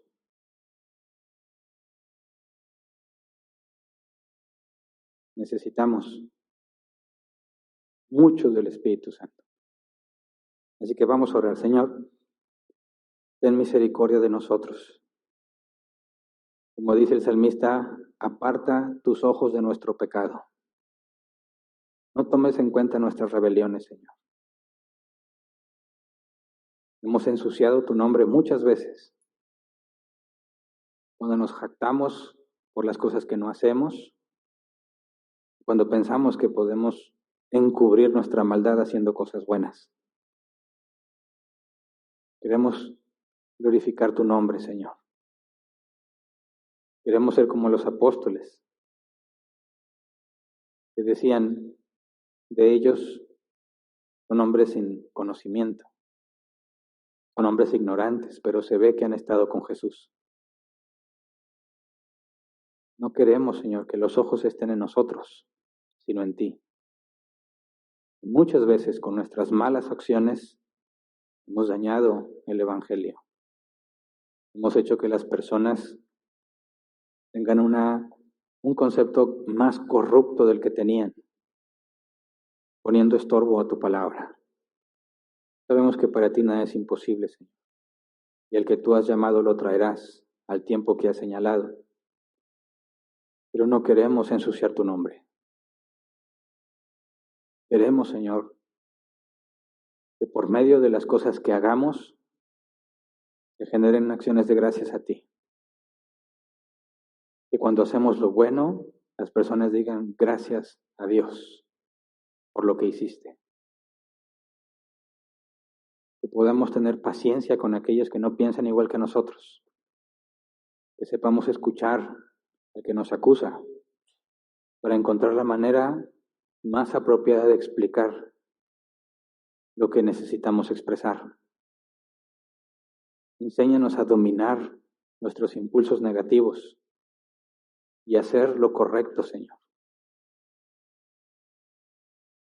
Ayúdanos a ya no mentir y al mismo tiempo no quedarnos callados, sino decir la verdad. Y cuando digamos la verdad, decirla de una manera que edifique, aunque sean palabras duras, pero que nuestra intención sea el amor y la restauración. Ayúdanos, Señor, porque tenemos muchas áreas débiles, cosas en las que rápidamente nos vemos envueltos, deseando cosas que no te agradan. No nos expongas a tentación, Señor. Líbranos del mal. No nos entregues a nuestros propios deseos. No nos permitas confiar en nuestros deseos. Enséñanos a filtrar todo lo que hacemos por medio de tu palabra. Que tu Espíritu Santo nos haga entender y nos dé la capacidad para aplicar. Que estemos todos ejercitados en la piedad, haciendo lo que te agrada, ayudándonos unos a otros a mortificarnos y a vivificarnos, no viendo por nosotros mismos, sino porque tu reino se ha expandido, que tu palabra sea predicada, que tu nombre sea exaltado. Cuando cometemos errores, Señor, que quede claro que esos errores son nuestros. Pero cuando hacemos lo bueno, que a todos les quede claro que no somos nosotros, sino tú a través de nosotros. Solo tú mereces la gloria y la honra, Señor. Solo tú eres santo, solo tú eres perfecto, solo tú eres digno. No queremos apropiarnos de tu gloria. Reconocemos, Señor, nuestro pecado, nuestra maldad, y te rogamos, conforme a tu palabra, que nos limpies de esa maldad.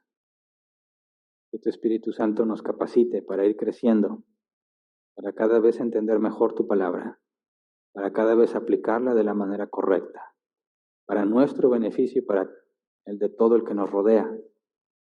Enséñanos también a transmitir de la manera correcta lo que hemos aprendido, de manera que aunque se nos desee el mal, podamos vencer el bien con el mal. Ayúdanos a no responder y dar mal por mal, sino aunque sea pérdida para nosotros, aunque sea nuestro perjuicio, concédenos devolver bien por mal. Es difícil, muy difícil, Señor. Necesitamos morir a nosotros mismos y eso es lo que te pedimos. Queremos decir, en plena conciencia, como dijo el apóstol Pablo, ya no vivo yo, vive Cristo en mí. Enséñanos, Padre, a ser obedientes y a glorificar tu nombre en todo lo que hacemos. Es lo que te pedimos en el nombre de Jesús. Amén. Pueden sentarse.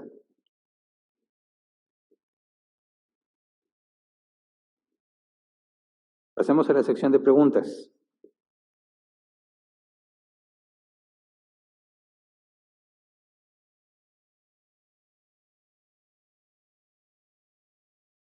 Como saben, tenemos un grupo de WhatsApp para los que están aquí. Ahí está el código QR para que se agreguen al grupo si es que no pertenecen. Entras a WhatsApp, pones escanear código QR, lo escaneas y en automático te agrega al grupo. Ese grupo es especial para las preguntas en las reuniones y se activa solamente mientras estamos en la sección de preguntas en la reunión. Se bloquea de manera que nadie puede comentar sobre los administradores cuando ya no estamos en esta sesión. Si nos estás acompañando en línea, puedes escribir tu pregunta en los comentarios de Facebook o en los comentarios de YouTube y nuestros hermanos de multimedia se encargarán de comunicarla al grupo de WhatsApp. Tenemos 15 minutos para responder y según el historial que estamos viendo, se están quedando muchas preguntas sin responder. Obviamente también va a depender del tema que estamos hablando, pero les recuerdo que cada 2 semanas, los martes, cada 2 semanas, tenemos una sesión de preguntas y respuestas en línea. Y dedicamos 1 hora y media a responder preguntas. Es lo único que hacemos. Enfocarnos en responder dudas específicas de todos los que estén participando. Este próximo martes toca descanso de la sesión de preguntas. Me aplicaría hasta el siguiente. Cualquiera puede participar. No necesitas inscribirte a ningún grupo ni nada. Se publica un link de YouTube en la página de Facebook. Tú sigues ese link y te va a llevar a la transmisión en directo. Es a las 7 p.m. hora México. Si quieres participar y estás en otro país, por favor consulta las zonas horarias. 7 p.m. hora México, cada 2 martes. Este próximo martes no hay sesión, sino hasta el que sigue. Así que sí entendemos que estamos limitados en tiempo y se han quedado preguntas y responder en las sesiones, pero compensamos con esa sesión de 1 hora y media, ¿verdad? Para que si realmente te interesa encontrar una respuesta bíblica, bueno, aprovecha ese tiempo, me voy a esforzar en contestarla. Empiezo a leer las preguntas en el orden que han llegado. Dice primero David Horta, ¿las áreas débiles con las que lucha el cristiano serán superadas en algún momento o lo estarán hasta la muerte? Bueno, dependerá del caso. Por ejemplo, el apóstol Pablo habla del aguijón de la carne y Dios le dice, no te la quito, bástate mi gracia es suficiente. Y es un mecanismo para evitar que Pablo se vuelva presumido. Y no hay nada que indique que eso Dios se lo va a quitar mientras ande en el cuerpo. Pero todos tenemos otras áreas débiles donde lo único que falta es esforzarnos, ¿verdad? No hemos hecho lo que corresponde, no hemos trabajado en la santidad. Y cuando te pones a trabajar, empiezas a experimentar el milagro de controlar esa situación que te tenía controlado. Y te hace crecer firme en tu cristianismo, te hace saber que eres hijo de Dios. Así que va a haber áreas que sí vamos a vencer continuamente, pero va a haber otras específicas que creo que no son comunes. Cuando Dios te pone un candado definitivo porque te va a dejar así, ¿verdad? Luchando hasta el fin de tus días. Siguiente, escribe Doris, una persona que da algo sin ser cristiano, como los comedores para necesitados o los filántropos, ¿cuál podría ser el beneficio ya que no están dando gloria a Dios? Es que mira, tú puedes pensar en distintos beneficios, el punto es que es interés propio. Alguien que no es de Dios, que no es hijo de Dios, no entiende las cosas de Dios, no puede percibirlas porque se requiere el Espíritu Santo, va a buscar hacer lo que a él le parece bueno. Y como lo explicamos en su momento en el tema de humanidad, hay cosas que los no regenerados consideran que son buenas y coincide con lo que la Biblia dice que es bueno. Ayudar al pobre, lo hagas siendo cristiano o no cristiano, es una buena acción. El punto es que no cuenta como una buena obra para ti desde la perspectiva divina, porque lo estás haciendo porque consideras que es lo mejor, beneficia a la sociedad, te hace sentir bien, te hace sentir útil, pero en ningún momento estás llevando a las personas a Dios o estás glorificando el nombre de Dios, dado que Él es el único que es digno y aparte es el único que realmente puede resolver los conflictos de las personas. Si lo ves desde esta perspectiva, darle de comer a alguien, aunque puede ser algo bueno, no se compara con llevarle el Evangelio. Entonces, la motivación que alguien puede tener en cosas de filantropía de ayudar al pobre o necesitado, lo hace por un interés propio, porque él piensa que es lo mejor, se siente bien haciéndolo, se siente útil, y por esa razón, bíblicamente hablando, no le es contado como una buena obra, porque sigue siendo basado en su propio deseo y su propio amor propio. No dudo que hay personas que hacen más obras buenas que muchos cristianos. Puede haber personas que hacen muchísimas cosas de las que nosotros hacemos, pero como acabamos de ver, vivificación sin mortificación, no hace nada por eliminar su pecado, no confiesan su pecado, no acuden a Dios para obtener perdón de los pecados, no es santidad. Y la Biblia enseña que nuestras obras de justicia son como trapos de inmundicia para Dios. Así que puede ser difícil comprenderlo a veces. Decir, oye, se ve como una muy buena persona. Sí, es lo que nuestros ojos ven. No conocemos lo que está sucediendo dentro de esa persona. Y si no es regenerada, sabemos que es un enemigo de Dios, como lo dice la Escritura. Así que hay que tener mucho cuidado cuando analizamos esas cosas. Reconocemos que son cosas que agradan a Dios, pero no debemos confundir que por el hecho de que hagas algo que agrada a Dios, ya por eso eres aceptado ante Dios. Siguiente, David Horta, las acciones altruistas de fundaciones que ayudan a enfermos o desamparados no entrarían en la influencia del Espíritu Santo. Bueno, son usados por Dios, pero eso no es lo mismo de que sean de Dios. Por ejemplo, Judas hizo milagros, señales, sanó enfermos, resucitó muertos, sin embargo, nunca fue de Dios. Entonces, que Dios en su misericordia utilice a una persona para que por medio de sus acciones otro sea bendecido, en ningún momento indica que esa persona en particular es de Dios. Por ejemplo, la burra de Balaam. La burra de Balaam fue usada para hablar con el profeta, ¿verdad? Hacerle ver lo que estaba sucediendo. Pero en ningún momento decimos, no, pues la santa burra de Balaam. Dios la usó, pero de ninguna manera significa que eso ya es algo propio de la burra y que adquirió esas habilidades, ¿no? Siguiente, Tiffany Muñoz. Estando la Trinidad, ¿tiene más relevancia el Espíritu Santo que Dios? Dado que en muchas iglesias llegan a dar más protagonismo al Espíritu Santo, dejando de lado al Señor, atribuyendo todo solo al Espíritu. Mira, le llaman la economía de la Trinidad. La Trinidad está, obviamente, totalmente involucrada en el proceso de salvación. El Padre elija y predetermina, ¿verdad? Predestina. El Hijo se ofrece a pagar el precio. El Espíritu Santo preserva a los que son de Dios. De manera que los tres están trabajando en la santidad del creyente. Trabajaron en el proceso de salvación y en el proceso de preservación. Entonces, no podemos hablar de que en la Trinidad alguien sea más preeminente o tenga más protagonismo, porque en esencia son un mismo Dios. No podemos decir que alguien es más que el otro, pero la manera en que acordaron trabajar en la salvación, habla Dios el Padre, el Hijo y el Espíritu del Hijo, ¿verdad? Dentro de la Trinidad vemos que en términos de Cristo, en su humanidad, se somete al Padre al representarnos como seres humanos. Pero en ningún momento eso significa que Cristo es inferior o está por debajo del Padre, porque son exactamente una misma esencia, un solo Dios. Entonces, que en alguna iglesia le den más énfasis al Padre o al Hijo, al Espíritu Santo, pues tendrá que ver con un problema en esa iglesia, ¿verdad? Si no han comprendido que los tres son un mismo Dios. Pero bíblicamente, al ser una misma esencia, ninguno en la Trinidad es mayor o menor. Siguiente, dice Grace, buenas tardes. Lenguaje obsceno es decir, hubieras hecho esto, hubieras dicho, hubieras, a manera de reclamo por algo que ya pasó y no se puede arreglar.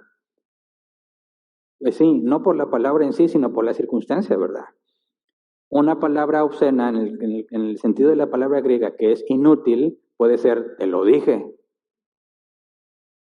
Sí, me lo dijiste. Y se siente bien padre decirle a alguien, te lo dije, ¿verdad? Te llenas por dentro de una paz. Yo lo sabía, no me creíste, te lo dije. Pero eso no necesariamente es edificante. Para algunas personas sí. Me dicen, no, yo no sabía.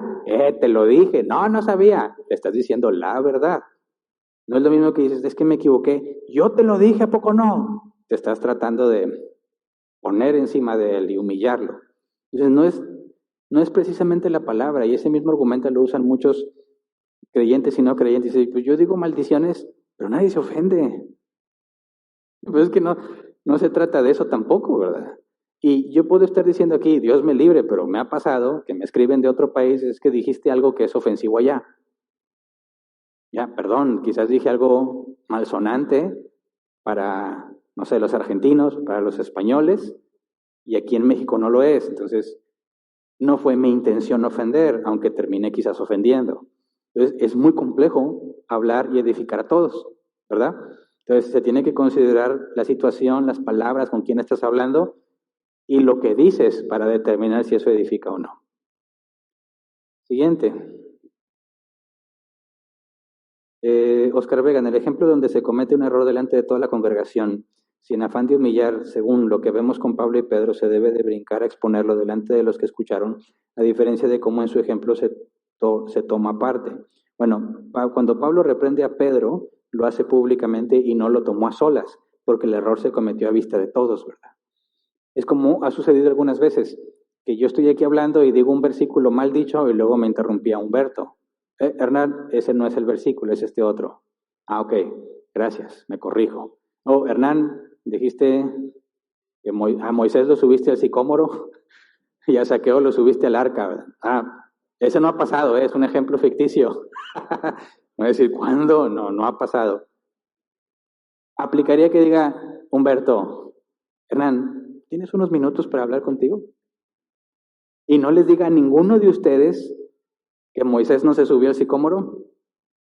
Ahí pierde sentido el hablar a solas. ¿Por qué? Porque ya todos escucharon y el error debe ser corregido por el bien de todos. ¿Me explico? Pero si yo estoy cometiendo un error acá aparte, que no tiene nada que ver con una multitud de testigos, el proceso normal es que se me tome aparte y se me explique. Entonces, ahí está todo el estudio que hicimos del proceso de disciplina para saber entender cuándo no lo podemos tomar a solas, sino que se tiene que decir públicamente y cuándo sí debe ser un proceso así, ¿verdad? Claro que si pensamos en el bien de la iglesia y yo digo algo que es totalmente equivocado bíblicamente, se me debe corregir en ese momento por el bien de todos los que están escuchando.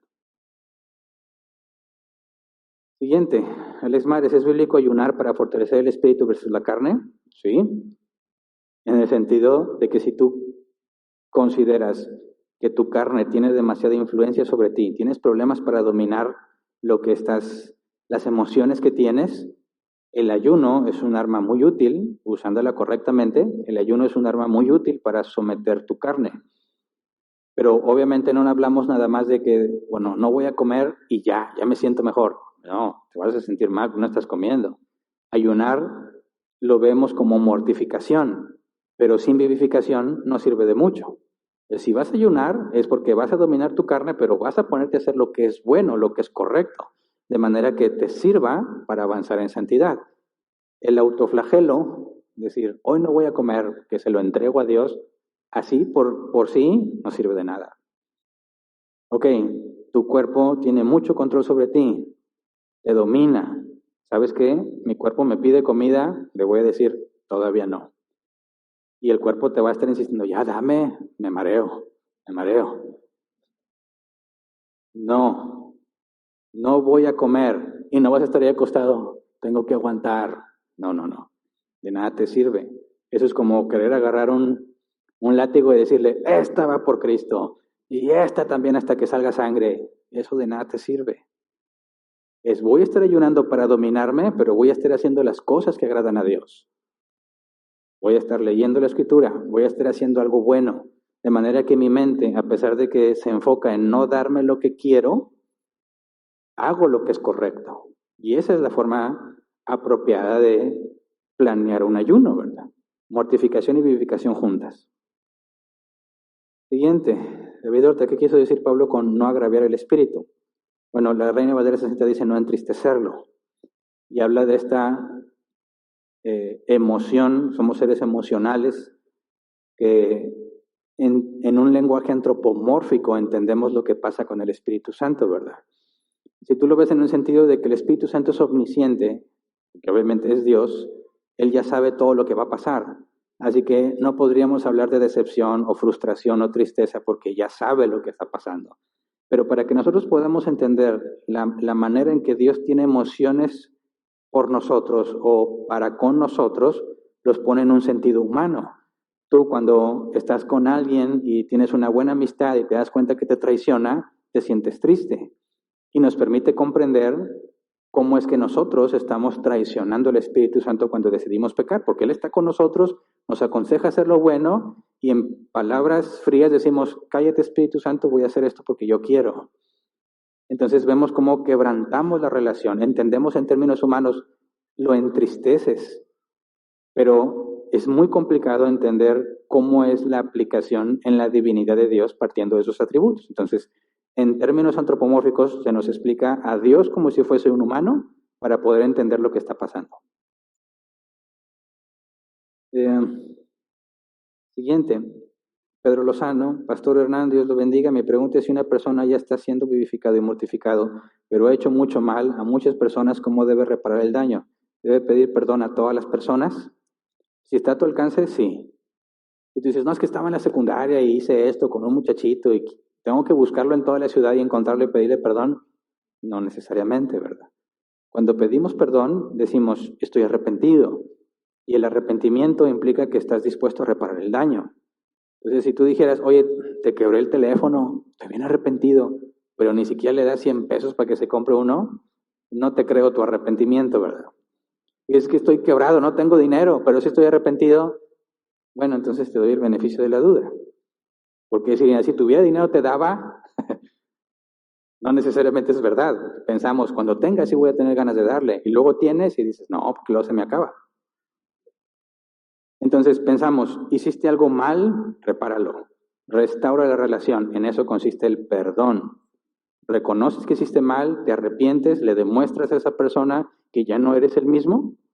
Buscas restaurar la relación. Hay cosas que ya no vas a poder reponer. Dolores, vergüenzas. Cuando estamos hablando de algo material, el compromiso de decir, voy a estarte dando dinero para pagártelo el daño que te hice, ¿verdad? Y es una forma de demostrar el arrepentimiento.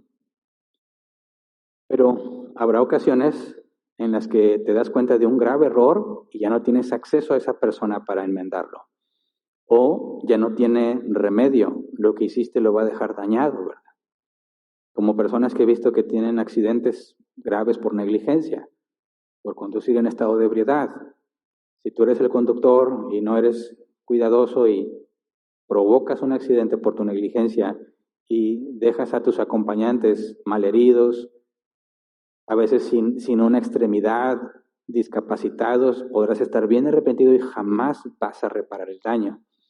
Entonces tenemos que analizar qué es lo que hicimos, cómo procesamos esa información, sabemos que está mal, bueno, ahora cómo nos vivificamos. Ya no lo voy a dañar, pero ahora tengo que hacer lo que agrada a Dios. Y ahí está el proceso de restauración y tratar de resarcir el daño. Pero nos enfocaremos, si Dios quiere, en eso un poco más adelante. Bueno, se nos acabó el tiempo, ¿verdad? Bueno, muchas gracias a todos. Sé que estos temas han sido duros, pero son necesarios, ¿verdad?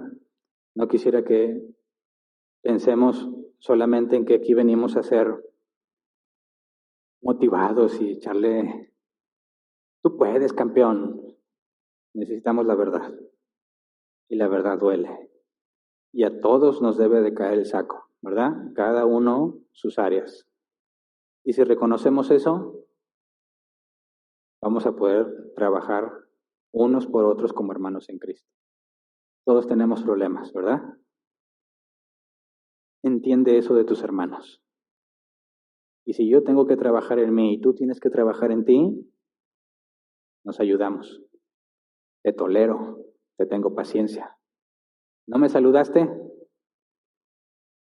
¿Te vas a ir al infierno? No, a lo mejor es miope, ¿verdad? Me viste y me volteaste la cara. Pues ni te reconocí, o sea, había algo borroso que pasó. No, me odia, él no me ama, no es de Cristo. Nos debe llevar a ser más tolerantes. Así que bueno, si De Dios acuerdo. quiere, continuamos la próxima semana.